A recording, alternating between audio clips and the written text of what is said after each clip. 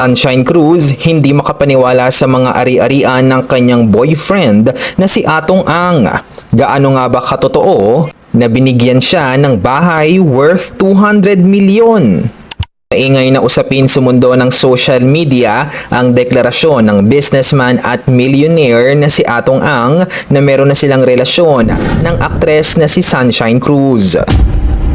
Labis nga itong pinag-usapan sa mundo ng social media dahil nga hindi makapaniwala ang mga netizens sa mga revelasyon na nangyari at mga sinabi ni Atong. Si Atong Ang nga ay isa sa mga kilalang billionaire dito sa Pilipinas. Nagmamay-ari nga siya ng mga kumpanya tulad na nga lamang ng Isabong Operations na kung saan kumikita ito ng bilyon-bilyon kada buwan.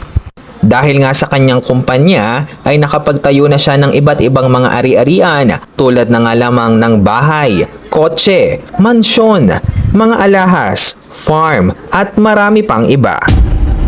Talaga nga namang nakakamangha ang yaman na mayroon ngayon si Atong Ang. Kaya nga maraming mga taong nagsasabi na swerte raw ang magiging asawa nito dahil nga siya ang magiging kahati ni Atong sa kanyang yaman. Si Atong Ang na meron na silang relasyon ni Sunshine Cruz. Maraming ang mga netizens ang nagsasabi na swerte raw si Sunshine Cruz sa kanyang boyfriend. Matatandaan na mayroong nag-viral na video na kung saan ay magkasama nga si Sunshine Cruz at si Atong Ang.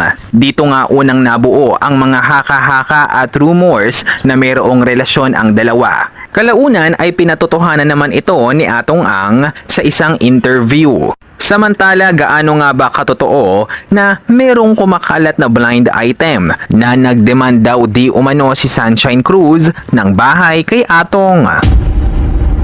Hindi lang daw basta ordinaryong bahay ang hiniling nito, kundi isang malaking mansyon na nagkakahalaga ng 200 million pesos. Sila nga ang naging hula ng mga netizens matapos nga mag-post si OG Diaz ng showbiz vlog na kung saan tumatalakay kay Atong at kay Sunshine. Gayunpaman dahil nga hindi naman na-disclose ang mga pangalan ni Sunshine at ni Atong Ang sa blind item, palaisipan pa nga rin para sa mga netizens kung sino nga ba ang nasa blind item. Sa kabilang banda, maayos nga ang relasyon na mayroon si Sunshine at si Atong. Kung anong yaman nga ang mayroon sila, deserve nga nila iyon dahil nga sa pagsisikap na makamit ang kanilang mga tagumpay sa buhay. Kaya naman, anong masasabi mo sa issue na ito?